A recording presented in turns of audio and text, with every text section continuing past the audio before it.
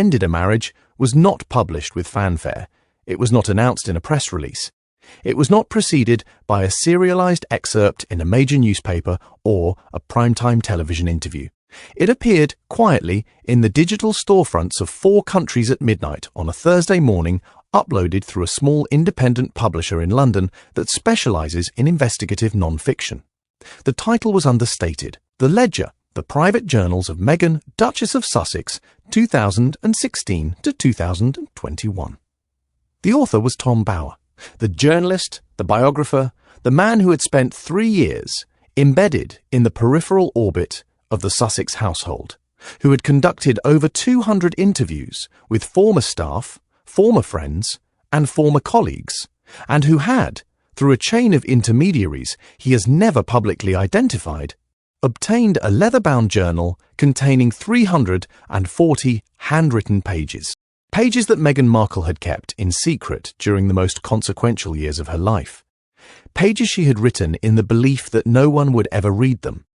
Pages that contained her unfiltered, unvarnished, utterly private assessment of the man she married, the family she entered, and the institution she was preparing to leave. And when the first excerpts of those pages were released to the public at 6 a.m. on Thursday morning, Harry, who was in his rented cottage in the Cotswolds, who had already been living separately from his wife for 3 months, who had been trying in his quiet, halting way to rebuild a life that made sense, picked up his phone, read the first entry, and felt the ground beneath him dissolve. Because the diary did not confirm what he had always hoped to believe, that their love was real, that their partnership was genuine, that their shared trauma had forged something unbreakable. The diary confirmed the opposite. It confirmed that he had been, from the very beginning, a project, a vehicle, an access point. And the woman who had written those words, who had sat beside him in interviews and smiled at him from photographs and held his hand in public, had known exactly what she was doing. Every single day.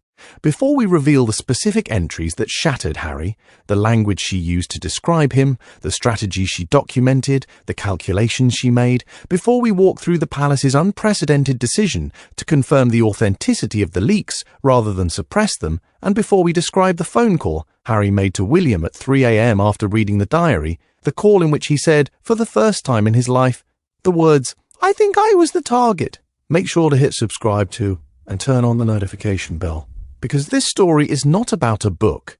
It is not about a journalist. It is about the most devastating question a person can ever be forced to answer. Was it real? Was any of it real? And the answer, written in Meghan's own hand, in ink that has now dried and been photographed and distributed to millions of readers, is a silence so loud it has drowned out every other sound in the royal family. To understand why this diary is so devastating, we must first understand who Tom Bower is and why his involvement changes the nature of the exposure entirely. In every previous revelation we have covered on this channel, the source was internal. An archivist finding a lockbox, a conservator discovering a hidden panel, a family member choosing to speak. The institution in those cases was the custodian of the truth. The institution decided what was revealed, when it was revealed, and to whom it was revealed. But Tom Bower is not internal. He is not an employee of the Crown. He is not bound by the Official Secrets Act. He is not subject to the palace's communications protocols or its legal threats. He is an external investigator, a journalist with a 40-year career of exposing the hidden architectures of powerful institutions. He wrote the definitive account of the Maxwell fraud. He wrote the unauthorized biography of Mohammed Al-Fayed. He wrote Revenge, the book that first documented the Sussexes' strategic exit from royal life, and in the Ledger he has done something unprecedented. He has not interpreted the diary, he has not summarized it, he has published it, verbatim, with minimal editorial annotation. The words on the page are Meghan's words, the thoughts on the page are Meghan's thoughts, and that is what makes the exposure so absolute. There is no intermediary, there is no filter. There is no one to blame for the interpretation. There is only the author, the pen, and the truth she wrote when she believed no one was watching. The diary itself is a physical object, a leather-bound journal, approximately 8 inches by 6 inches, with a dark green cover and no marking on the spine. It was purchased, according to the diary's first entry, at a bookshop in Toronto in September 2016, 3 months before Meghan's relationship with Harry became public. The first entry is dated September 14, 2016. It reads, "Started this today. Need a place to put the thoughts I can't say out loud. Not to anyone. Not to Jessica. Not to my mother. Not to him. Especially not to him. This is the only place where I don't have to perform." That first entry, written in the clear, looping hand that appears on every letter Meghan has ever signed, establishes the diary's purpose immediately. It is not a journal of reflection. It is a journal of strategy. It is a place where the performance stops and the calculation begins. And from that first entry to the last, written on March 2nd, 2021, 3 days before the Oprah interview aired, the diary documents, with relentless specificity, the architecture of a plan. The early entries, from September 2016 through the spring of 2017, document the courtship, but they do not document it as a romance. They document it as an... Meghan writes about Harry not in the language of love, but in the language of evaluation. She describes his emotional availability as high but unfocused. She describes his institutional isolation as a vulnerability that can be leveraged for loyalty. She describes his relationship with his brother as the primary obstacle to full integration. She writes, in an entry dated November 20th, 2016, "He is not the target, he is the door. The door leads to the platform. The platform leads to the voice. The voice is what I actually want. But I cannot get the voice without the door, so I must be the key. And to be the key, must be whatever shape he needs me to be." She writes, 3 entries later, "He cried tonight about his mother. For 40 minutes. I held him. I said the right words. I let him believe I was the only one who understood. And I was thinking the whole time about the interview I will give one day about this moment, about how I will tell it, about how the telling will make me the person who healed him, the person who saw him, the person the institution failed but who succeeded anyway. It is not cruelty, it is narrative. And narrative is the only currency that matters." Harry read those entries at 6:47 a.m. He was sitting at the kitchen table in the Cotswolds cottage, a cup of tea growing cold beside him. He read the first excerpt that had been released by Bauer's publisher. He read the words, "He is not the target. He is the door." He read the words, "I was thinking the whole time about the interview I will give one day about this moment." And he set the phone down, and he did not move. For 11 minutes, he did not move. The protection officer outside the cottage later reported that no sound came from inside. No movement, no phone call, no pacing, just silence. The silence of a man whose foundational narrative has been deleted, because Harry's entire adult identity had been built on a single sustaining belief, that he and Meghan had found each other in the wreckage of their respective lives, and that their love was the one true thing in a world of institutional performance. That belief was the architecture of his survival. It was the reason he had left the family, the reason he had crossed the ocean, the reason he had built a new life. And in 11 minutes, reading the words his wife had written in a green leather journal in Toronto, that architecture was gone, not damaged, gone. Erased, replaced by the image of a woman sitting beside him, holding his hand, smiling at him while writing in a secret book that his grief was material for a future interview, that his vulnerability was a shape she needed to fill, that his love was a door she needed to open. The middle entries, from the summer of 2017 through the wedding in May 2018, document the integration. Meghan writes about her introduction to the royal family with the precision of a field operative mapping enemy territory. She describes her first meeting with Queen Elizabeth II in clinical detail. The room, the furniture, the Queen's body language, the specific phrases she used, but the description is not personal. It is tactical. She writes, "The Queen is not the obstacle. The Queen is the gatekeeper. If I can make her believe I am useful to the institution's survival, she will grant me access. If she believes I am a threat to the institution's equilibrium, she will close the gate. I must be useful. I must be necessary. I must make them need me before they can reject me." She writes about her interactions with Catherine with a specificity that is almost surgical. C is not a rival. C is a template. She has already done the work of integrating. She has shown them that it can be done. I will study her methods and replicate them, but with my own variations. She is the proof of concept. I am the expansion. She writes about William. W is the threat. W sees me clearly, does not trust me, will try to protect his brother from me. I must neutralize W by aligning H with me against W. I must make H believe that W is trying to control him, and that I am the only one who wants to set him free. The palace's reaction to these early entries was not immediate. The first excerpts were released at 6 a.m. By 8 a.m., the palace communications office was in full crisis mode. But the crisis was not about the content. The crisis was about the authentication. Because Tom Bower, in the introduction to the ledger, had done something unprecedented for a book of this nature. He had provided the physical journal to an independent forensic document examiner who had verified the handwriting, the ink composition, the paper stock, and the age of the binding. The examiner's report, included as an appendix in the book, concluded with 97.4% confidence that the diary was written by Meghan Markle, that the ink was consistent with the period described, and that the journal had not been altered or tampered. Bower had also cross-referenced specific dates and events mentioned in the diary with publicly available records, travel logs, public appearances, known meetings, and confirmed that the diary's timeline was accurate. The diary was real, and the palace knew it was real, because the diary contained information that only someone inside the household could have known. At 10 a.m., the palace issued a statement. Not a denial, not a condemnation, a confirmation. The statement read, "The royal household has been made aware of the publication of a private journal attributed to the Duchess of Sussex. Following an internal review, the household can confirm that certain entries within the journal reference specific institutional meetings, documents, and communications that are consistent with the period described. The household does not comment on the content of private correspondence. However, the household confirms that the institutional references within the journal are accurate and that the journal appears to be a genuine personal record of the author's experience during her time within the royal family." That statement was unprecedented. The palace had never before confirmed the authenticity of a leaked private document.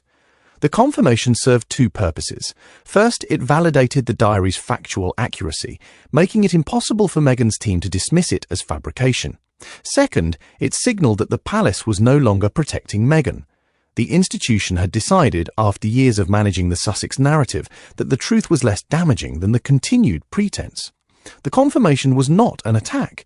It was a withdrawal of protection. And that withdrawal was the most significant institutional shift in the entire affair. The later entries, from the summer of 2018 through the spring of 2019, document the deterioration.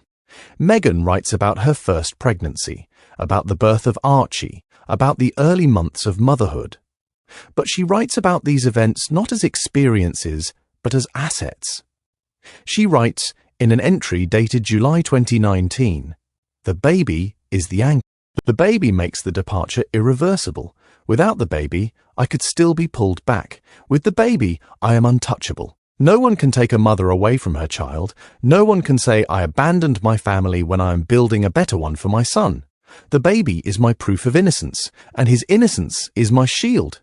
She writes about Harry during this period with a tone that shifts from strategic assessment to open contempt. She writes, "H is drowning. He does not know how to be a person without the institution telling him who to be. He looks to me for direction, but I cannot give him direction because I am still figuring out my own, and he resents me for it, not openly, not yet, but the first can feel the resentment building. He resents that I am not the institution, that I cannot tell him who he is, that I cannot be the structure he needs, and I resent him for needing it, for being so fundamentally, pathetically dependent on a system that does not love him back. He is a child in a man's body, and I married him because the child was useful, and now the child is exhausting." Harry read those entries in the afternoon. He had spent the morning in a state of shock, unable to speak, unable to eat, unable to move beyond the kitchen table. But in the afternoon, the shock began to transmute into something else, something harder, something that felt less like grief and more like recognition. Because the contempt in those entries was not entirely surprising. Harry had felt it. In the last year of their marriage, he had felt the shift in Meghan's tone. He had felt the impatience. He had felt the way she looked at him during arguments, not with anger, but with a cold, evaluative distance, as if she were assessing whether he was still worth the investment. He had felt it, and he had told himself it was stress. He had told himself it was the pressure of the media, the isolation of California, the weight of building a new life. He had told himself that the contempt was temporary, circumstantial, but the diary proved that the contempt was not temporary. It was structural. It had been there from the beginning. It was not a reaction to circumstances. It was the foundation of the relationship. And Harry, reading those words, felt the recognition settle into his bones like cold water. He had not been loved. He had been managed, and the management had been exhausting. The most devastating entries in the diary are not about Harry. They are about the leaks. From the autumn of 2018 through the spring of 2020, Meghan documents, in meticulous detail, her communications with 3 specific journalists. She names them. She describes the meetings. She describes the information she provided. She describes the strategic purpose of each leak. She writes, in an entry dated January 2019, met with, name redacted in excerpt but identified in full text, at the private club in Mayfair. Gave her the details about the internal meeting regarding the Sussex's security, told her to frame it as the institution pulling resources to pressure us. The truth is more complicated, but the narrative is cleaner. The goal is not accuracy. The goal is sympathy. The goal is to build the case that we are being persecuted, so that when we leave, the leaving looks like an escape, not a choice. And the choice is what it actually is, but the escape is what the public needs to see. She writes 3 months later, gave second journalist the details about the argument with W at Sandringham, told her to emphasize H's distress, told her to frame Wall as the aggressor.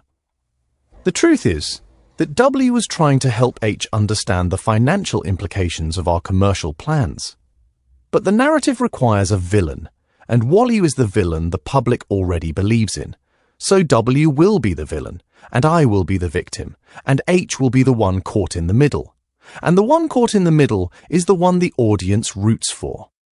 The palace's confirmation of the leaks was the second seismic event of the... At 2 p.m, the palace issued a second statement, more specific than the first. It read, following the publication of excerpts from the journal attributed to the Duchess of Sussex, the household has conducted a review of internal communications and meeting records from the period referenced. The household confirms that certain information described in the journal as having been shared with external parties is consistent with information that was, at the time, classified as confidential and accessible only to members of the royal family and their immediate household staff. The household does not attribute the disclosure of this information to any specific individual. However, the household confirms that the information described in the journal was, in fact, disclosed to external parties without authorization, and that this disclosure constituted a breach of the confidentiality obligations that govern all members of the royal household. That statement was, in legal terms, a confirmation of unauthorized disclosure. It was not an accusation, but it was a confirmation. And the confirmation transformed the diary from a personal revelation into an institutional scandal. Meghan had not just written about her private thoughts. She had documented in her own hand the systematic leaking of confidential royal information to the press. And the palace had confirmed it. Harry's reaction to the leak confirmation was different from his reaction to the personal entries. The personal entries had shattered him. The leak confirmation angered him because the leaks had consequences. The leaks had shaped the public narrative of his departure. The leaks had built the case that he and Meghan were being persecuted by the institution, that they were being driven out, that they had no choice but to leave. And that narrative had been the foundation of his public identity for 3 years. He had believed it, he had testified to it, he had built his commercial empire on it. And now, reading his wife's diary, he understood that the narrative was not a truth that had been revealed. It was a story that had been constructed, deliberately, strategically, by the woman sitting beside him. The leaks were not the institution attacking him, they were his wife building a case, and he had been the evidence. His distress, his conflicts with William, his struggles with the press. All of it had been curated, packaged, and delivered to journalists by Meghan with the specific purpose of making his departure look like an escape rather than a choice. He had not been persecuted, he had been directed. And the director was the woman he had married. The final entries in the diary, from the winter of 2020 through March 2021, document the departure, the planning for the Oprah interview, the negotiations with Netflix, the establishment of Arcuel. Meghan writes about these events with the tone of a CEO executing a business plan. She writes, "The Oprah interview is the launch. It is not a conversation. It is a product launch. H will perform vulnerability. I will perform strength. The audience will see a couple united against the institution. They will not see the strategy. They will see the love. And the love is the product. And the product is the brand. And the brand is the future. I have spent 4 years building this brand, and now it is ready to launch. H is the face, I am the architecture, and the architecture is what will endure." She writes in the final entry, dated March 2nd, 2021, 3 days before the interview aired, "Tomorrow we change everything. Tomorrow the world will see us as we want to be seen. Not as we are, as we want to be seen." And the difference between those two things is the entire content of this diary. And no one will ever read this diary. No one will ever see the architecture. They will only see the building. And the building is beautiful. And the building is enough. She was wrong. Someone read the diary.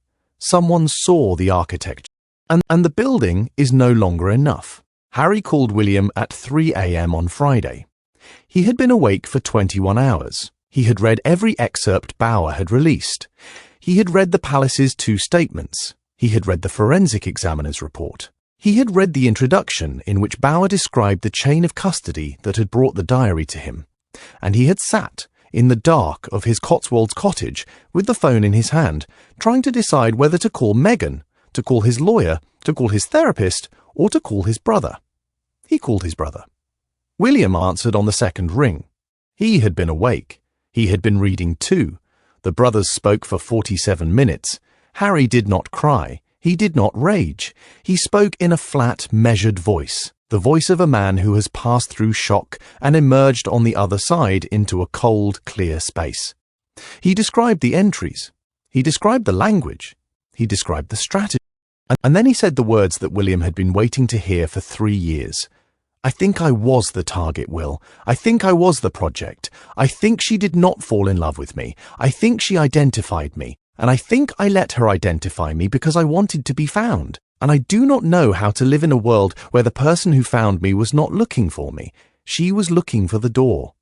William's response was not sympathy. It was validation. And validation, in that moment, was what Harry needed more than comfort.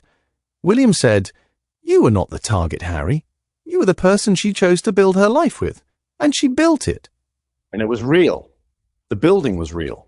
The love was real. But the foundation was strategy. And you cannot live on a foundation that was laid for a different purpose. You have to let the building go. Not because it was fake, because it was not built for you. It was built for her. And you deserve a building that is built for you. And I will help you build it. And it will be smaller. And it will be on British soil. And it will be yours." Harry was quiet for a long time. Then he said, "I do not know how to build anything. I have never built anything. I have always been built by other people, by the institution, by the press, by her. I do not know how to be the architect." William said, "Then I will teach you, and Catherine will teach you, and we will build it together, and it will take years, and it will be hard, and it will hurt, but it will be yours, and no one will write about it in a diary, because it will not be a story. It will be a life." The public reaction to the ledger was not the explosion the tabloids had expected. It was a slow, deep, reverberating silence. The public had spent 4 years consuming the Sussex narrative. They had consumed the interviews, the documentaries, the podcasts, the memoir. They had consumed the story of persecution, of escape, of love triumphant. And now, in the space of a single morning, they were handed the blueprint. The architecture, the strategy, and the public, confronted with the gap between the performance and the plan, did not rage. They went quiet.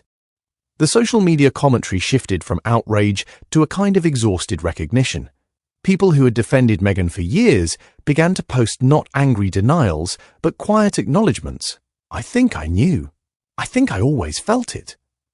I think the performance was too perfect. The silence was not the silence of disbelief. It was the silence of confirmation. The diary had not revealed a secret. It had confirmed a suspicion, and the confirmation was more painful than the revelation, because a revelation can be denied. A confirmation cannot. Meghan's response came 48 hours after the publication. It was not a statement. It was not an interview. It was not a social media post. It was a legal filing. Meghan's legal team filed a motion in the Los Angeles Superior Court seeking an injunction against the further distribution of the ledger, arguing that the diary was a private document obtained without consent and that its publication constituted a violation of her right to privacy.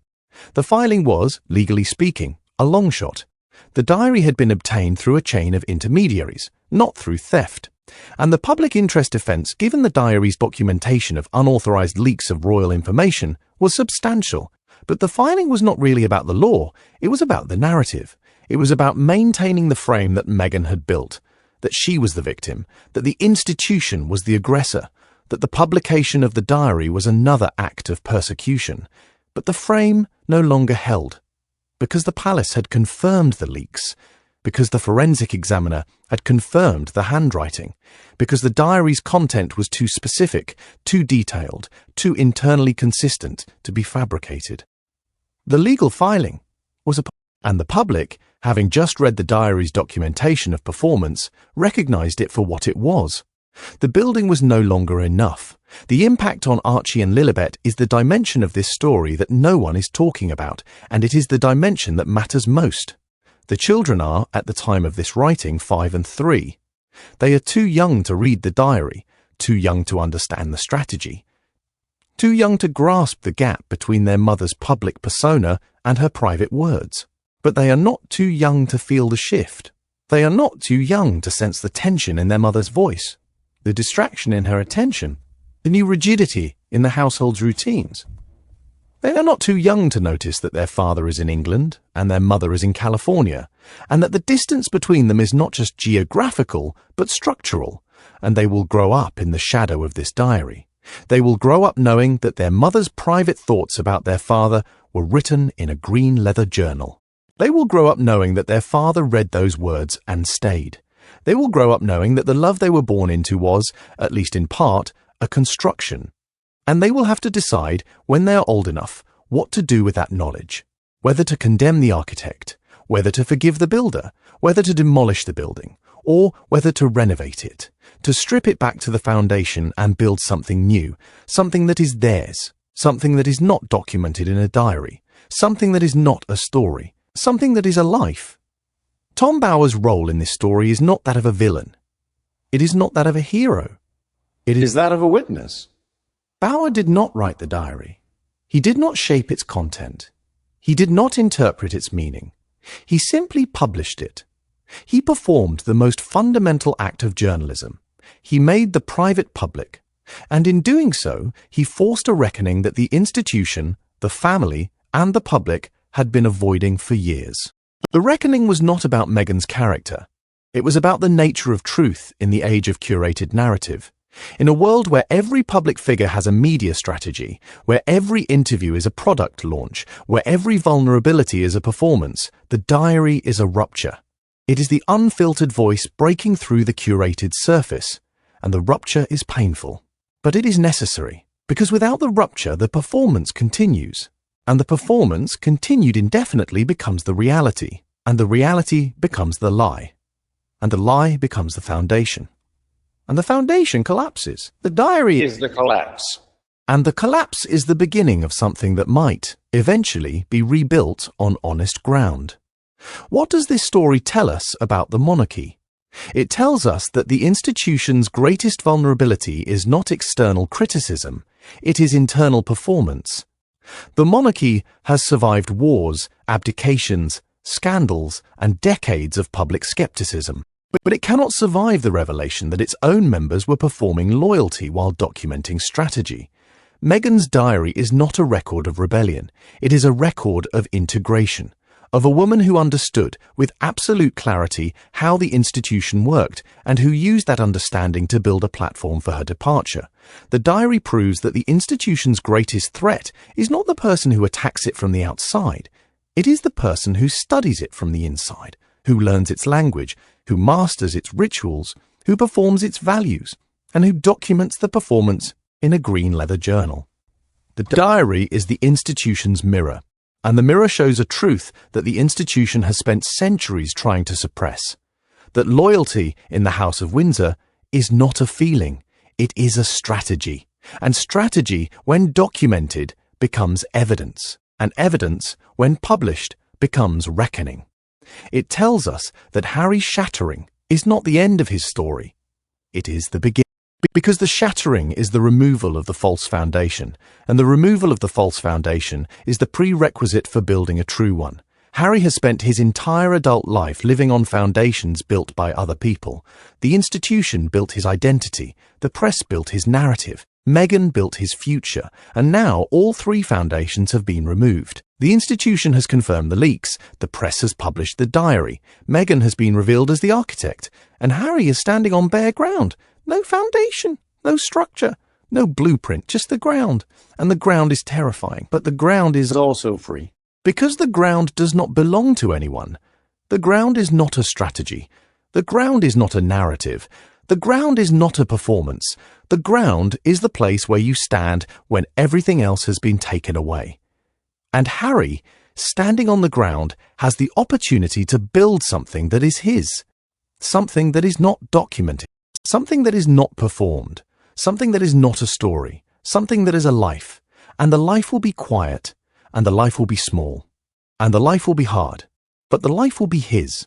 And that is the only foundation that matters. It tells us that Meghan's diary is not a confession, it is a testament to the cost of performance, to the exhaustion of strategy, to the loneliness of being the architect in a world that expects you to be the building. Meghan wrote the diary because she could not speak her truth to anyone, not to Harry, not to her friends, not to her mother, not to the institution. She wrote it because the truth had nowhere else to go. And the truth, when it has nowhere to go, accumulates. It builds pressure. It finds a crack. And the crack is the diary. And the diary is the release. And the release is the exposure. And the exposure is the reckoning. And the reckoning is the end of the performance, and the end of the performance is the beginning of the person. And the person is not the Duchess. The person is not the CEO. The person is not the brand. The person is the woman who sat in a bookshop in Toronto and bought a green leather journal because she needed a place to put the thoughts she could not say out loud. And the thoughts are now out loud.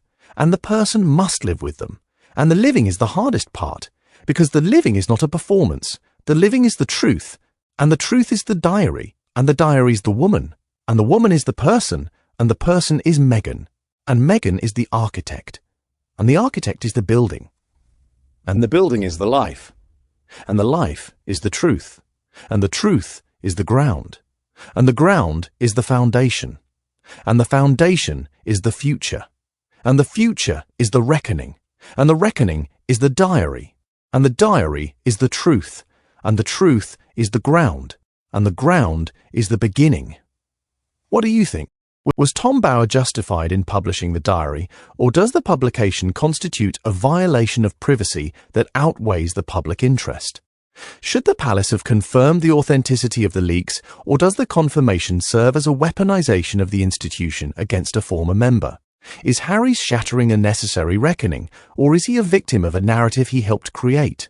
Can a marriage survive the publication of one partner's private strategic assessments, or is the diary the definitive proof that the marriage was never real? And what does the diary reveal about the nature of loyalty, performance, and truth in an institution that demands all three simultaneously?